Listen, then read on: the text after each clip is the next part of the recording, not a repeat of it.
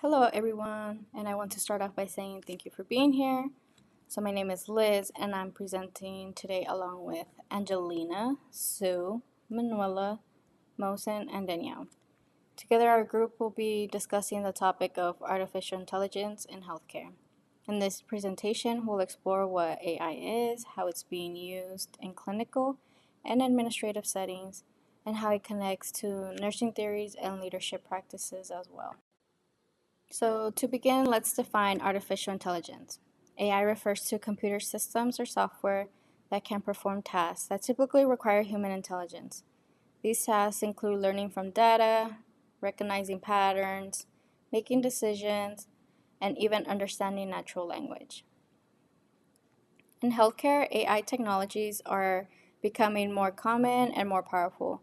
Some examples include virtual health assistants that answer patient questions, predictive models that identify patients at risk for complications, and also diagnostic tools that help interpret medical images like x rays or MRIs. According to the National Institute of Health 2023, AI is expected to play a major role in improving both patient outcomes and the efficiency of healthcare delivery. So, rather than replacing healthcare professionals, AI is designed to support them. And the way they help support is by helping reduce errors, improve accuracy, and free up time for direct patient care. As we move forward in our presentation, we'll take a closer look at how AI can be integrated thoughtfully into nursing practice. Hi, my name is Danielle, and I looked at how AI connects to leadership and management in healthcare. I'm focusing on two main ways that this happens. First, transformational leadership is really important when using AI in healthcare. These kinds of leaders inspire and motivate their team, they support learning, and they create a clear vision for change. And that's what we've learned from our Houston textbook so far. But a 2024 study by Sriharan and colleagues goes a bit further. They explain that transformational leaders also help build trust with staff when new AI tools are introduced. They also encourage innovation and open thinking, and they help members of their healthcare team adjust, especially when they can feel unsure or nervous about using new technology. So let me give you a hypothetical. Let's say that a hospital is introducing an AI tool to predict patient deterioration. A transformational leader in this case wouldn't just announce the change. They'd involve nurses and clinical staff in the process. They'd explain how the AI tool specifically helps improve patient outcomes. They'd offer training and create an overall supportive environment where questions are welcomed. And this would all just build confidence. And that's really important because AI can feel very overwhelming to a lot of people. And good leaders guide their teams through the change so that way everyone feels more supported. The second point is that AI itself creates new leadership challenges. And according to the same 2024 study by Sriharan and colleagues, leaders need to build three key skills to manage AI driven change. First is clinical skill, understanding how AI works so leaders can make smart and informed decisions and use the technology in a way that actually supports patient care. Second is adaptive skill, the ability to think long term, lead change, and be flexible since AI is always evolving. And third is interpersonal skill, things like strong communication, listening, and building trust, which are all key to helping teams work together and feel less afraid around new technology. So, in short, AI isn't just a tech issue, it's a leadership issue. And transformational leadership, along with developing the right skills, is necessary to making sure AI is used in a way that truly benefits both the healthcare staff and patients. Thank you. Hi, my name is Mohsin, and I'm going to be talking about application of AI in leadership and management. Artificial intelligence is rapidly transforming the healthcare industry as it's doing with other industries, and its integration has important implication for nursing leadership and management. Nurse leaders are especially responsible for guiding teams through the adaptation of AI-driven technologies and being able to be the bridge between patient care and new automation of documenting tools. Effective nurses leadership ensures that these tools are implemented ethically and they align with the organizational goals and ultimately improve patient safety and care. Um, AI can help reduce workload by automating repetitive tasks, but it's important for leaders to balance the efficiency and the human contact. It's important to also reassure your staff that this technology is here to ensure and help improve outcomes instead of replace. From a management perspective, the integration of AI requires careful planning and staff education. Nurse managers play a key role in facilitating staff training so nurses can feel confident using these new systems because resistance to technology can often be a hindrance. Managers must also address concerns related to patient safety and data security.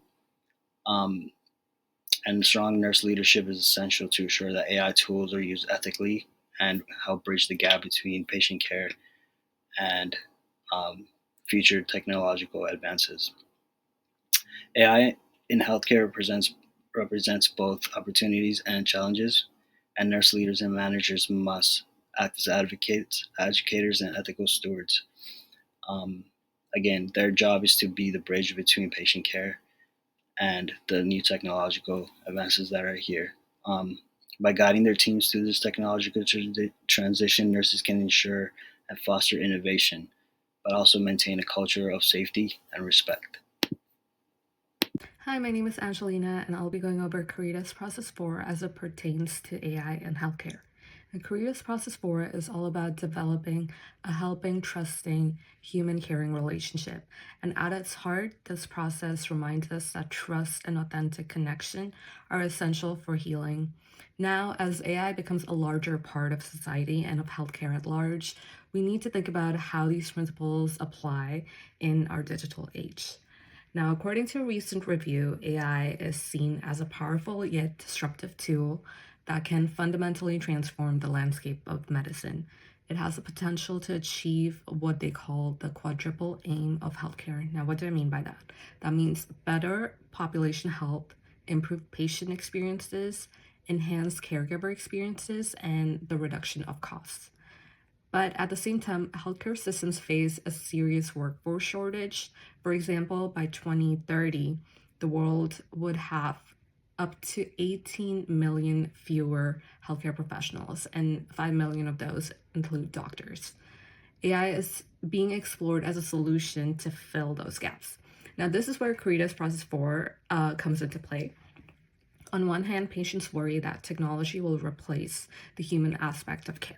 Now, I've had colleagues and also I've had discussions with students as well who tell me that nursing in the future might become obsolete. So, this is a genuine concern that a lot of us have. Nurses can apply Caritas Process 4 by building trust with their patients, that AI is simply a supportive tool to our care that helps us enhance rather than replace the compassion that we as nurses have. On the other hand, providers themselves need to trust the technology. Oftentimes, in my experience, I've seen that usually fear stems from a lack of knowledge about something. Now, we can gain knowledge on AI. This happens by the right training, understanding how AI makes its decisions, and ensuring that ethical safeguards are in place when we use AI. When providers trust AI, they can use it more effectively. And when patients trust their providers, they feel reassured that care remains human centered, which is our goal at the end of the day. Ultimately, the nurse's role is to bridge the gap between innovation and compassion.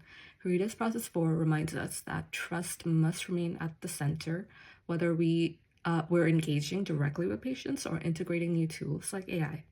Technology may transform healthcare delivery, but it is trust and caring relationships that transform the patient's experiences. So, by anchoring AI integration into Caritas 4, we ensure that healthcare remains authentic, ethical, and centered on human dignity, even as we progress into the future. Hi everyone, my name is Manuella and we're going to be going over slide number 6. My slide is going to talk about the integration of Watson Caritas process number 6, which is creative use of self and all ways of knowing as part of the Caritas process and engage in artistry of caring healing practices. So as nurses, we can use AI data to support decisions, but combine it with clinical judgment and intuition. And this reflects Caritas Watson's this reflects Watson's holistic view of caring. Um, AI can detect clinical risk, but nurses can assess emotional and cultural needs that technology cannot address. And nurses leaders encourage critical thinking around AI alerts and reinforcing professional judgment and Caritas ethics. So, an example could be a nurse questions AI's early discharge recommendation after sensing patient fatigue and anxiety, advocating for further observation. So, this approach preserves the artistry of human connection and healing, while AI can support but does not replace actual nursing care and the emotional part as nursing can give, and not an AI generator. With this slide, I will be talking about Caritas Process 8, which is about creating a healing environment at all levels. In nursing, this doesn't just mean the physical space of a patient's room. It includes the systems, workflows, and even technologies that shape how care is delivered. And this is where AI enters the conversation. Nowadays, AI is becoming a larger part of healthcare, and as leaders and future nurses, it is up to us to make sure AI enhances and not disrupts the healing environment. The first priority is data and AI literacy. Nurses generate much of the patient data used in health systems, and leaders need to help nurses understand how that data informs AI. From a Caritas perspective, this protects dignity and safety by making sure AI recommendations are applied with nursing judgment. This way, nurses remain the final safeguard, deciding what truly fits each patient's unique situation. The second priority is involvement in AI development and use. Too often, nurses are the only end users of technology. Caritas Process 8 reminds us that a healing environment must be designed to respect patients' dignity. Leaders ensure this when they bring nurse into AI design and implementation because nurses see firsthand what protects or threatens dignity in patient care. This keeps AI relational and ensures that AI supports authentic, person centered practice. The third priority is AI for good nursing. This means AI should help nurses be better at what they do, not replace their presence. By automating repetitive tasks, AI frees nurses to spend more time with their patients and foster authentic presence. From a Caritas lens, this is how healing environments are preserved. Patients feel respected, heard, and feel safe when their nurse have the time to connect with them. So when we think about Caritas Process 8 and AI, it is evident that nurse leadership must guide technology in ways that protect patient dignity, ensure safety, honor nursing judgment, and allow for authentic caring presence. AI should never replace the human touch at the heart of nursing. Instead, if guided wisely, it can expand the healing environment that Caritas Process 8 calls us to create. Hi, so this is going to be our final slide, and this will be a role playing activity game that we can play as a class. So, this activity will be called AI versus Human Diagnosis. And the instructions for this game is to divide into two groups. It's going to be an AI team and a human nurse team. And we're going to just present a basic scenario, which is going to be a 55-year-old patient presents with chest pain, shortness of breath, and mild dizziness. And each group will discuss and formulate a diagnosis and treatment plan based on the scenario goal. And we're just going to try to compare and contrast AI's diagnostic approach from that of a critical judgment. So, and we're going to compare the two sides of what they can come up with. So, these are some discussion points we can discuss amongst your group, which what are strengths and limitations of an AI diagnosis? Second question is going to be how does human intuition and experience play a role?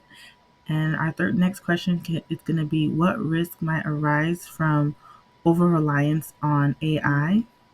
And our last question is, how can AI and humans best collaborate in patient care? So let's go ahead and discuss that amongst yourselves.